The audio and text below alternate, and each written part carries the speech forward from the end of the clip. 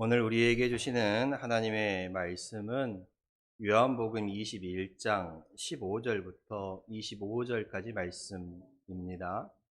요한복음 21장 15절부터 25절까지 말씀입니다. 신약성경 185페이지 정도에 있습니다. 제가 봉독하겠습니다. 그들이 조반 먹은 후에 예수께서 시몬 베드로에게 이르시되 요한의 아들 시몬아 내가 이 사람들보다 나를 더 사랑하느냐 하시니 이르되 주님 그러하나이다. 내가 주님을 사랑하시는 줄 주님께서 아시나이다. 이르시되 내 어린 양을 먹이라 하시고 두 번째 이르시되 요한의 아들 시몬아 내가 나를 사랑하느냐 하시니 이르되 주님 그러하나이다. 내가 주님을 사랑하는 줄 주님께서 아시나이다.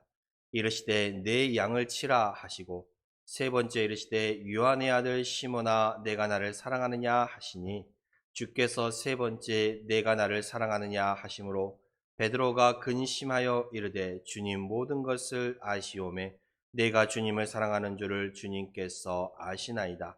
예수께서 이르시되 내 양을 먹이라. 내가 진실로 진실로 내게 이르노니 내가 젊어서는 스스로 띠띠고 원하는 곳으로 다녔거니와 늙어서는 내 팔을 벌리리니 남이 내게 띠띠우고 원하지 아니하는 곳으로 데려가리라.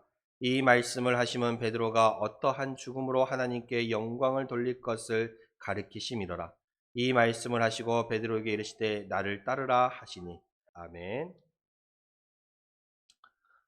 오늘 말씀은 예수님께서 사랑하시는 당신의 제자 베드로에게 다가오셔서 베드로와 함께 또 조반도 드시고 베드로에게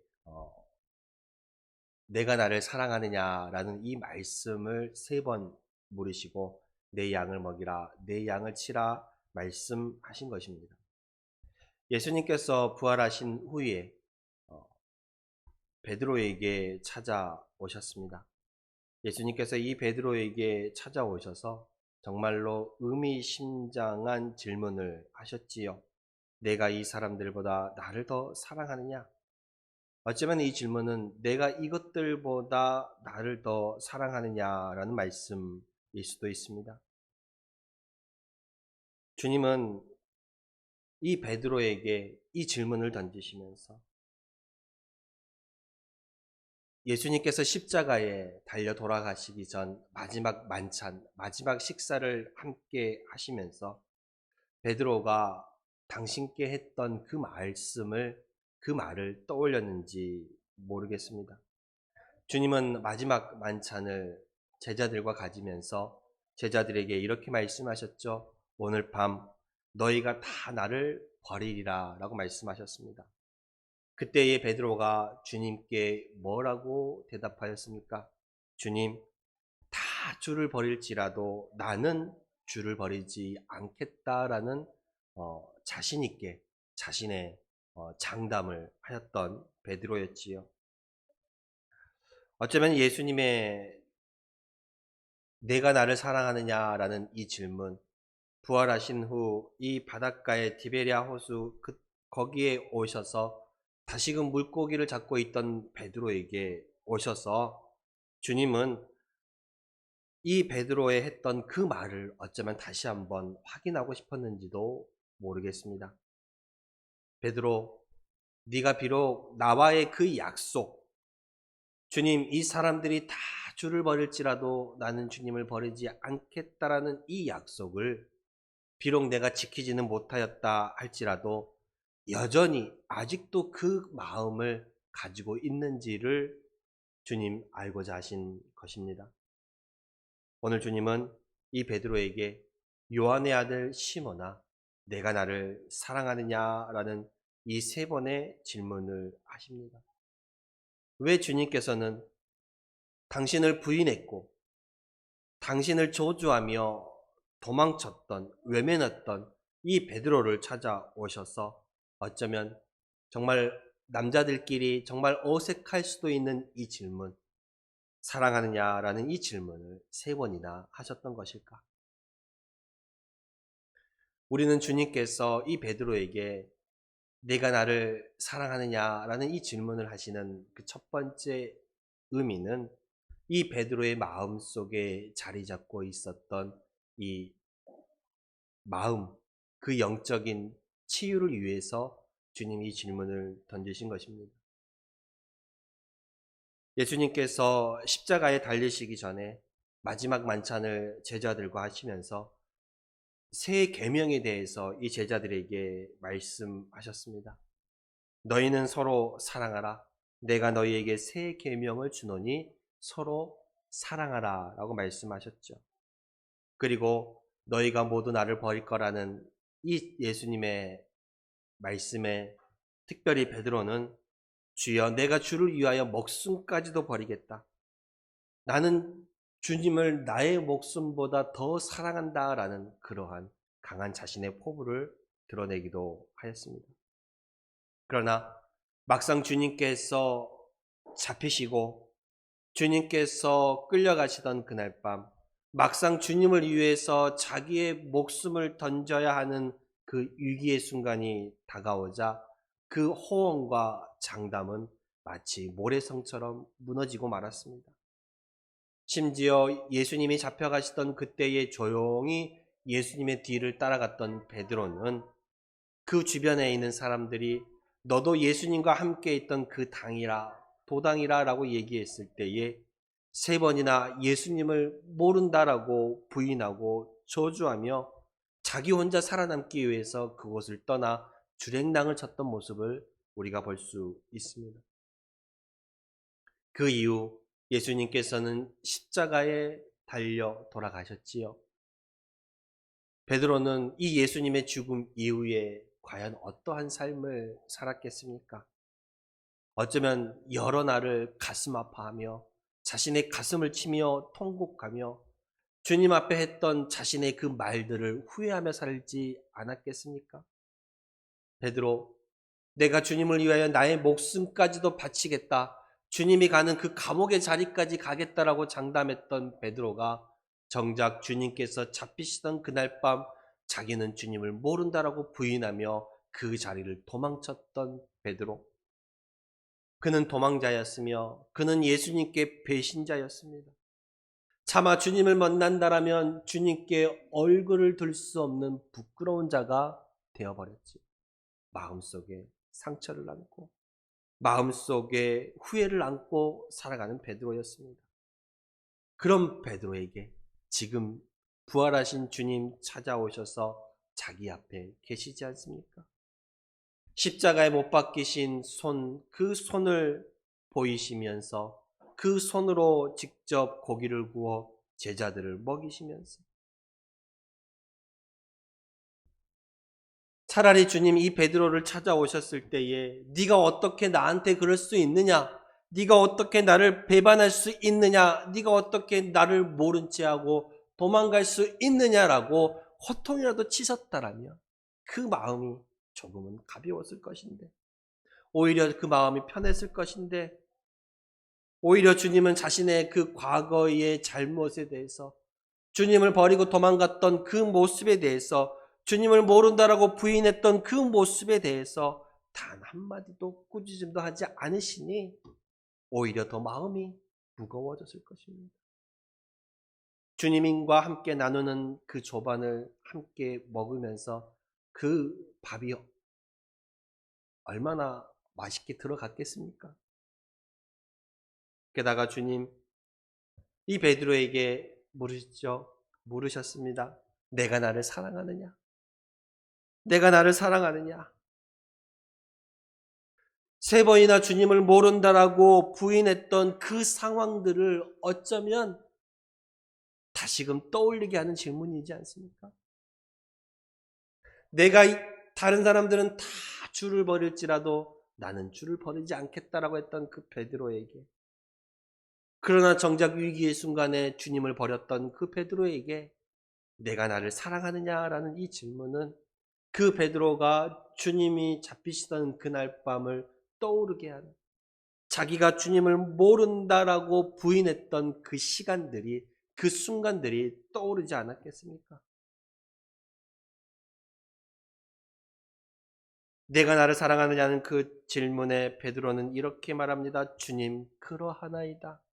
내가 주님을 사랑하는 줄 주께서 아시나이다. 이 대답을 하면서도 속으로 베드로는 얼마나 울었겠습니까? 주님, 제가 죄인입니다. 내가 주님을 사랑한다고 고백해놓고도, 내가 주님을 위해 목숨까지 던지겠다라고 고백해놓고도 주님께 그러지 못했습니다. 라는, 어쩌면 울면서 이 질문에 대답을 했는지도 모르겠습니다. 베드로는 병자였지요. 병든 자였습니다. 믿음도 자신의 배반과 부인과 함께 떨어졌고, 자신의 그 호언장담과 자신감도 배반과 부인과 함께 떨어졌습니다. 용기도 긍지도 어쩌면 다 구멍나 버렸지요. 어쩌면 이렇게 무너져 있던 베드로에게 주님 찾아오셔서 요한의 아들 시몬아, 내가 이 사람들보다 나를 더 사랑하느냐라고 물으셨습니다. 근데 우리가 주목해 보아야 할 것, 주님 베드로에게 내가 나를 사랑하느냐라고 물으셨을 때에 베드로야 내가 나를 사랑하느냐라고 묻지 않으시고 왜 요한의 아들 시몬아라고 부르셨을까요? 시몬 베드로, 요한의 아들 시몬이 베드로의 본래 이름이지요. 그 요한의 아들 시몬에게 주님이 베드로라는 이름을 더하여 주셨습니다. 반석이라는 이름의 뜻을 더하여 주셨지요. 그동안 부르셨던 베드로가 아니라 왜 이 부활하셔서 네가 나를 사랑하느냐라는 이 질문을 던지실 때는 주님께서 이 베드로에게 요한의 아들 시몬이라고 다시 부르신 것일까? 예수님을 만나기 전에 가지고 있었던 불렸던 그 이름을 주님 다시 부르신 것입니다. 처음 베드로를 만나 내가 너로 사람을 낚는 어부가 되게 하겠다라고 부르시던 그때에 부르던 바로 그 이름이지요. 우리 주님 베드로에게 베드로야 내가 나를 사랑하느냐가 아니라 요한의 아들 시몬아 내가 나를 사랑하느냐라고 요한의 아들이라고 부르는 그 이유, 네가 부름받을 때에, 네가 나를 처음 만났을 때의 그 감격과 그 일들을 다시 한번 생각해 보라는 의미가 아닐까요? 네가 나를 처음 만났을 때에 깊은 곳에 가서 그물을 던져 두 배가 잠길 정도의 물고기를 잡았던, 그리고 네가 나를 향하여서 주여 나는 죄인입니다라고 고백했던, 그리고 내가 너에게 사람을 낚는 어부가 되게 하겠다라고 사명을 주셨던, 주님 만났던 바로 그 순간, 그 순간을 네가 기억하고 있느냐라고 다시 한번 말하는 것입니다. 주님이 이 베드로에게 요한의 아들 시몬에게 더하셨던 이름 베드로, 네가 정말로 이 반석과 같은 그 베드로의 그 이름을 잘 감당하고 있느냐라는 물음이기도 하지. 주님께서 이 베드로를 향하여서 처음 만난 그때의 그 이름을 부르시면서 나를 사랑하느냐라고 반복하여 세 번이나 묻는 그 이유는 이 베드로의 과거를 추궁하기 위해서가 아니지요. 주님이 얼마나 베드로를 사랑하고 있는지를 전하기 위해서였습니다. 네가 나를 사랑하느냐? 이 질문 앞에는요, 나는 아직도 너를 사랑하는데 너도 나를 사랑하느냐라는 이 질문이지 않겠습니까? 주님께서 요한의 아들 시몬아 나는 아직도 너를 사랑하는데 너도 나를 사랑하느냐라는 이 질문이기도 합니다.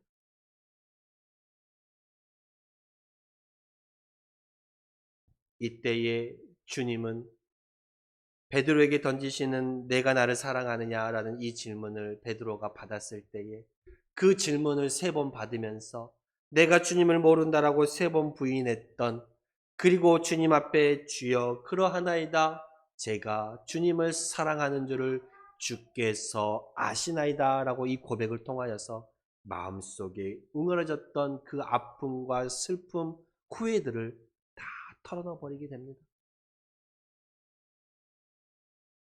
주님 베드로를 찾아오셔서 내가 나를 사랑하느냐라는 그 질문을 통하여서 이 베드로의 마음속에 가지고 있었던 후회와 안타까움과 그 아픔들을, 그 실수와 상처들을 보듬어 주시는 것입니다. 네가 나를 사랑하느냐? 나는 아직도 너를 사랑하는데 너도 나를 사랑하느냐? 주여, 그러합니다. 내가 주를 사랑하는 줄 주께서 아십니다. 라는 이 세 번의 고백을 통해서 자기가 주님을 부인했던 그 세 번의 실수를 치유받게 되는 것이죠. 그것이 깨끗해지는 것입니다. 그렇습니다. 여러분, 사랑은요, 치유의 힘이 있습니다. 사랑은 사람을 치유하죠. 우리 사람과 사람 사이의 잘못된 관계도 이 사랑이 회복시켜 줍니다. 아무리 어떠한 아픔과 잘못이 있어도 그 사람에 대한 사랑이 있다라면 보듬어 줄 수 있고 이해할 수 있고 용서할 수 있고 이해할 수 있게 되는 것입니다. 그러니 여러분의 마음 가운데 오늘 이 자리에 앉아 계신 성도를 향한 그 사랑의 마음을 회복시키시길 원합니다. 그 사랑이 있어야만 관계가 회복되고 그 사랑이 있어야만 우리의 마음에, 상대방의 마음에 있는 그 상처와 실수와 아픔도 치유가 되고 회복이 되는 것입니다. 사랑이 없으면 어떠한 행동도 밉게 보이고, 사랑이 없으면 어떠한 작은 행동도 오해로 받아들이고, 사랑이 없으면 그 행동 하나하나가 자꾸 눈에 밟히는 것입니다. 그래서 주님 베드로에게 찾아오셔서 실수와 가오는 묻지 않으시고 네가 나를 사랑하느냐라는 질문을 통해 아직도 나는 너를 사랑하고 있다라는 이 말씀을 통해 베드로의 그 마음을 치유해 주셨던 것처럼 여러분들도 사랑의 마음을 회복하여서 나와 함께 있는 우리 성도들과 이웃들과의 그 모습들을 회복해 가시기를 바랍니다. 그리고 오늘 주님께서 이 시몬 베드로뿐만 아니라 여러분들에게도 말씀하시는 나는 아직도 너를 사랑하는데 네가 나를 사랑하느냐라는 이 질문에 주여 나도 주님을 사랑합니다라고 그 사랑을 고백함으로 주님과의 그 관계가 더욱더 회복되고 놀라워지는 여러분들이 될 수 있기를 바랍니다. 또한 우리 주님은 네가 나를 사랑하느냐라는 이 세 번의 질문을 통해 베드로의 이 사도직을 회복시켜 주시는 것이지요. 주님 처음 베드로를 부르셨을 때에 뭐라고 말씀하셨어요? 내가 너로 앞으로는 사람을 낚는 어부가 되게 하겠다. 이제는 너는 물고기를 잡는 어부가 아니라 이제 너는 사람을 낚는 어부가 되게 하겠다고 말씀하셨죠. 그런데 주님 십자가에 달려 돌아가시고 베드로 주님 잡히시던 그날 밤 주님을 모른다고 부인하면서 이 베드로가 주님께서 맡겨주셨던 그 사람을 낚는 그 어부의 그 직함을 잘 감당할 수 있었겠습니까? 자기 자신조차도 주님 앞에 호언장담했던 그것을 지키지 못했던 베드로에게 그때 주님 이 베드로의 마음을 치유해 주시면서 지금 이 순간 뭐라고 말씀하십니까? 내가 주님을 사랑하는 줄 주께서 아십니다 라고 말씀하셨을 때에 내 양을 먹이라, 내 양을 치라 라고 말씀하셨습니다. 내 양을 먹이라, 내 양을 치라. 이 말씀을 통해서 정말 베드로는 주님 처음 만났을 때 바로 그 모습, 사람을 낚는 어부의 그 모습을 이제 일평생 동안 감당하게 됩니다. 그리고 내 양을 먹이라, 내 양을 치라라는 이 말씀을 통해서 베드로는 일평생 이제는 잃어버린 영혼을 찾아서 전도하는 내 양을 치는 작업을 하게 되고 또한 이제는 돌아온 그 양들을 목자가 양을 돌보듯이 돌보고 먹이는 역할을 하게 됩니다. 전도하며 먹이는 역할을 이제 하게 되는 것이지요. 그러면서 주님 이 베드로에게 뭐라 말씀하셨어요? 내 양이라고 말씀하시잖아요. 내 양을 누구에게 맡기는 거예요? 베드로에게 맡기셨습니다. 주님은 그 양들의 소유가 베드로에게 있지 않고 누구에게 있음을 말하는 거예요? 자기에게 있음을 말합니다. 그럼에도 불구하고 그 자기의 양을, 자기를 부인했던, 정말 실패를 경험했던 이 베드로에게도 그 귀한 자신의 양무리를 다시금 맡기시는 거예요. 여러분, 우리 같으면 나를 배반하고 떠났던 사람에게 다시금 무언가를 같이 일을 하자고 맡길 수 있었겠어요? 사도 바울이 그랬잖아요. 사도 바울이 바나바와 마가와 함께 전도 여행을 떠났다가 마가가 중간에 돌아가는 바람에 다음 전도 여행에 따른 자신은 마가를 데려가지 않겠다라고 그랬잖아요. 한 번 배반하고 떠났던 사람에게 다시 무언가를 맡기는 것은 쉬운 일이 아닙니다. 그런데 주님은 이 베드로에게 다시금 내 양을 맡기시는 것입니다. 이것은 여전히 주님께서 베드로를 신뢰하고 계시다는 말씀이에요. 이처럼 주님은 당신이 택하신 사람을 끝까지 버리지 않습니다. 여러분, 주님은 당신이 택하신 자녀들을 끝까지 버리지 않고 그 손 잡고 계심을 잊지 마시길 바랍니다. 비록 내가 주님을 배반했더라도, 비록 내가 주님을 떠났을지라도, 내가 주님을 외면했을 때라도 주님은 다시금 나를 찾아오셔서 나는 아직도 너를 사랑한다. 네가 나를 사랑하느냐라고 묻고 계시면서 주님은 내 양을, 자신의 양을 아직도 저와 여러분들에게 맡기시는 거예요. 내 양을 치라. 내 양을 먹이라. 네가 전도하고 내 양을 돌보는 일에 소홀히 하지 말아라라고 다시금 자신의 양을 맡기시는 거예요. 다시금 주님은 당신의 택하신 자를 끝까지 신뢰하시는 그 모습을 우리에게 보여주고 있습니다. 나 주님 버릴지라도 주님 나 버리지 아니하시고 나의 손을 끝까지 잡으심을 잊지 마시기를 바랍니다. 그리고 주님은 이 양을 맡기시면서 베드로에게 다른 무엇을 다 보지 않았어요. 네가 건강하냐? 네가 지식이 많느냐? 네가 돈이 많느냐? 이걸 보지 않았어요. 주님께서 베드로에게 내 양을 맡기신 조건은 단 하나, 사랑이었습니다. 네가 나를 사랑하느냐? 그 사랑의 고백에 내 양을 먹이라.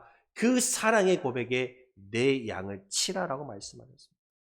주님 베드로의 다른 조건 다 보지 않으시고 그 오직 사랑 하나만을 통해서 자신의 양을 맡기시고, 그렇죠? 종이 주인을 사랑하면 그 주인이 아끼는 것을 잘 돌보게 되어 있거든요. 마태복음 23장에서 주님 말씀하셨잖아요. 내 마음을 다하고 목숨을 다하고 뜻을 다하여 주 너의 하나님을 사랑하라.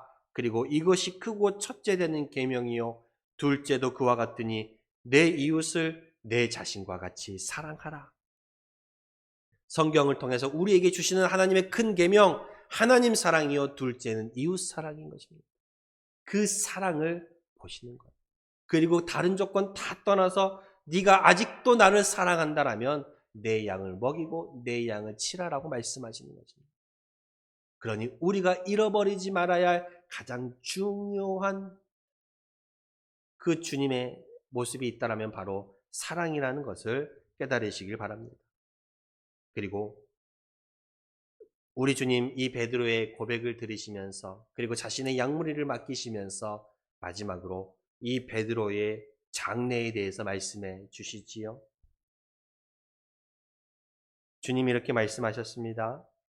베드로의 이 장래에 대해서 내가 진실로 내게 이르노니 내가 젊어서는 스스로 띠띠고 원하는 것으로 다녔거니와 늙어서는 내 팔을 벌리리니 남이 내게 띠띠우고 원하지 아니하는 것으로 데려가리라. 일반적으로 이 말씀은요, 이 베드로의 순교에 대해서 말하고 있다라고 해석을 하고 있습니다. 그리고 이 초대교회의 전승에 따르면 이 베드로는 십자가에 거꾸로 못 박혀서 순교했다라고 전해지고 있습니다. 그럼 주님께서 유독 베드로에게만 이 말씀을 하신 이유가 무엇일까? 여러 제자들 중에 딱 이 베드로만 주님을 위해서 순교를 당하고 목숨을 드렸기 때문일까요? 아니지요. 여전히 제자들을 대표하는 사람은 누구예요? 베드로입니다. 그 제자들을 대표하는 베드로에게 이 주님을 따르는 제자들의 삶의 운명을 알려주시는 거예요. 성도된 증인된 자가 앞으로 당하게 될 고난에 대해서 말씀해주고 있는 것입니다. 베드로를 통해서 나를 따라오는 자, 내 양을 치고 내 먹이는 자들의 앞으로의 고난에 대해서 말씀해 주고 있는 것이지.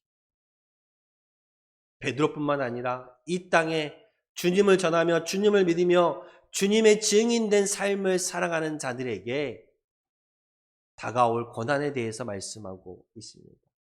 여러분, 예수 믿는 것 쉽지 않은 일이지요. 예수 믿음으로 인해서 주께서 주시는 은혜와 복이 분명히 있습니다. 그럼에도 불구하고 예수 믿는다는 것 남들보다 더 시간도 투자해야 되지요. 어찌 보면 또 남들보다도 더 물질도 투자해야 되고 또 이전에 했던 것들을 버리면서 또 남들과 어울렸던 그 모습들 이제는 포기해야 될 부분도 있고요. 그렇죠. 내가 세상적으로 살아가던 것과 이제 예수 믿음으로 인해서 포기하고 내려놓을 것들이 많이 있습니다. 예수 믿는다고 다 잘 되는 것도 아니고요.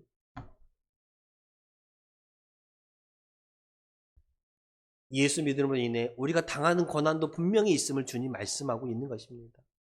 네가 나를 믿고 내가 나를 사랑하느냐? 그럼에도 너에게 다가올 고난이 있다라고 말씀해 주시는 거예요. 흔히 착각하는 게 예수 믿으면 축복, 복만을 바라지만 그 축복과 고난과 함께 다가오는 축복 속에 함께 다가오는 그 고난은 바라보지 않는 사람들이 많아요. 여러분, 우리가 밭에서 일을 할 때도 어떤 일을 할 때도 힘들고 고난과 힘쓰고 애씀이 있어야 그 수확물이 오는 것 아니에요? 그죠? 그냥 가만히 씨앗 뿌려놓으면 알아서 자라서 내가 원하는 만큼 열매가 맺히든가요? 그냥 내가 바닷가에 앞에 서서 배야 나갔다 오라 그물을 내리고 오라 그럼 배가 알아서 나가서 그물 내리고 고기 잡아와요? 아니죠. 춥고 힘들고 어렵지만 내가 수고해야 그만큼의 또 보상이 오는 거잖아요. 마찬가지예요. 주님 앞에 고난 없으면 주님이 주시는 그 영광도 함께 받을 수 없다는 것도 아셔야 돼요.